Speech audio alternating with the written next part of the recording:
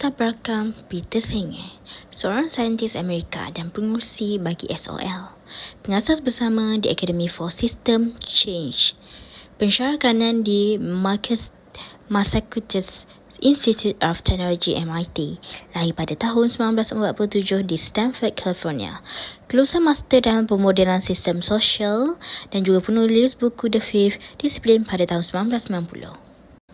Sumbangan di alam perniagaannya adalah kalangan pemimpin yang mana keutamaan beliau dengan sentiasa akan memberi penekanan kepada penguasaan pribadi, pemikiran sistem dan visi bersama serta menawarkan pendekatan komprehensif untuk pemimpin bagi menghadapi cabaran. Terdapat 5 komponen utama pendekatan Peter Singer. Pertama, mental model, pemahaman yang dipelajari melalui pengalaman hidup yang dihadapi dari segi menyelesaikan masalah dan bagaimana keyakinan diri dicipta serta nilai-nilai juga persepsi yang dibentuk dalam diri. Kedua, share vision, visi yang bersama bagi mendapatkan suatu hasil, gambaran yang jelas dan umum tentang keadaan masa depan yang diingini oleh ahli organisasi yang mereka kenal pasti dengan diri mereka sendiri seperti visi yang telah difahami oleh ahli organisasi itu sendiri. Ketiga, personal mastery, kegairahan dalam pemikiran ingin tahu, pencarian kebenaran dan daya tahan dalam pembelajaran. Penguasaan pribadi tidak menyimpulkan penguasaan ke atas sesuatu kemahiran atau subjek, tetapi termasuk individu yang mempunyai keupayaan tinggi untuk menghasilkan keputusan yang mereka inginkan dalam hidup melalui pembelajaran generatif. Keempat, team learning, individu yang pembelajarannya didorong secara aktif oleh organisasi melalui sikap dan nilai di dalam kelompok melalui latihan. Kelima, system thinking, persepsi atau definisi organisasi sebagai identiti yang tidak dapat diterjemah untuk menjadi satu komponen. Organisasi adalah satu kumpulan yang dilihat membuat hubungan antara satu sama lain.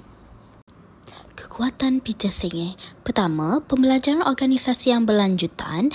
Peter Singer membantu organisasi untuk bersedia menghadapi perubahan dan mencipta keunggulan kompetitif di mana harus sentiasa belajar, berinovasi dan berpengetahuan. Kedua, perubahan organisasi yang berlanjutan. Peter Singer membantu organisasi untuk mendapat pemahaman yang mendalam tentang sistem organisasi dan fokus kepada pembelajaran utama dari segi penerancangan dan implementasi organisasi. Ketiga, pelibatan yang meningkat, mencipta budaya kerja yang induktif dan bermotivasi yang terbaik kepada kalangan individu di organisasi. Kelemahan Peter Singer. Pertama, penentangan terhadap perubahan. Kedua, perbiasaan kuasa diabaikan kritikan utama tentang organisasi pembelajaran. Dan yang ketiga, proses pelaksanaan yang rumit kerana ingin menukarkan persekitaran organisasi. Dan yang keempat, pelanggaran peraturan organisasi yang sedia ada. 4 pendapat bagi Peter Singer.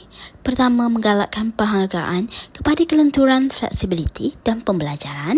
Seterusnya, menggalakkan pemikiran secara bersistem, system thinking. Dan juga membantu warga organisasi memahami dan mempertingkatkan model mental. Dan yang terakhir, mendapatkan pengetahuan daripada luar organisasi. Kesimpulannya, organisasi pembelajaran merupakan perkembangan daripada perkembangan ilmu dan teknologi. Organisasi pembelajaran juga memberikan kesempatan yang meluas bagi setiap individu di dalam organisasi tersebut untuk belajar cara mengembangkan diri mereka, manakala pendekatan daripada penerapan 5 disiplin diperlukan bagi seorang pemimpin untuk mampu membangunkan organisasi pembelajaran.